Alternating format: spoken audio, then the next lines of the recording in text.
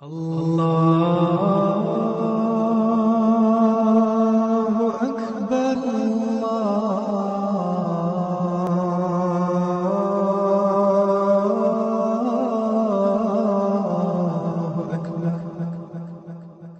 السلام علیکم ورحمۃ اللہ وبرکاتہ۔ خاکسار حسنین اسلم فیضان احمدیت جو کہ ایک ٹیلیگرام کا گروپ ہے، اس کی ٹیم کی طرف سے آج حاضر ہے۔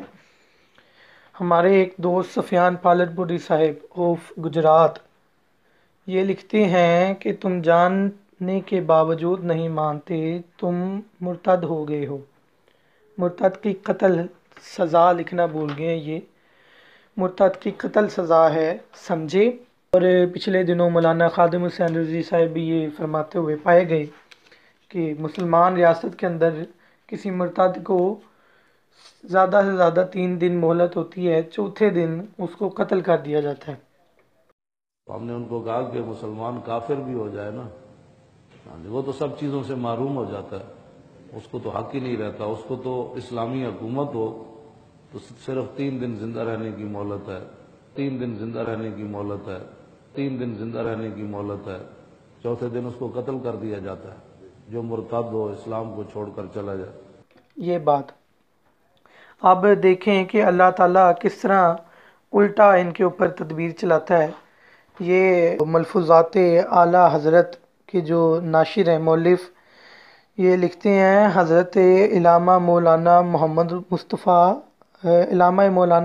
مصطفیٰ رضا خان صاحب اپنی کتاب میں لکھتے ہیں، ملفوظات اعلیٰ حضرت میں صفحہ نمبر 301 ہے، حصہ دوم، لکھتے ہیں ایسے ہی وہابی، قادیانی، دیوبندی، نیچری، چکڑالوی، جملہ یعنی سب، یعنی جملہ جتنے بھی فرقے ہیں مرتدین ہیں۔ اور اوپر ہمارے خادم حسین رضوی صاحب نے بھی کہہ دیا ہوا ہے، پچھلے دنوں بیان دیا، اور ہمارے جو سفیان پالن پوری صاحب آف گجرات لکھتے ہیں کہ مرتد کی سزا قتل ہے۔ ٹھیک ہے، اب ان جتنے بھی جملہ فرقے ہیں یہ ان کو اپنی تیاری کر لینی چاہیے کہ یہ 3 دن کی مہلت ہے، جو بھی انہوں نے کام کرنے ہیں جلدی سے کر لیں، چوتھے دن تو ویسے بھی ان کو سزا ہو جانی چاہیے۔ تو اللہ تعالیٰ سے ان کے لیے ہدایت کی دعا ہے، اللہ تعالیٰ ہم سب کو نیک رستے پر چلائے اور ہدایت دے، آمین ثم آمین۔ اللہ حافظ۔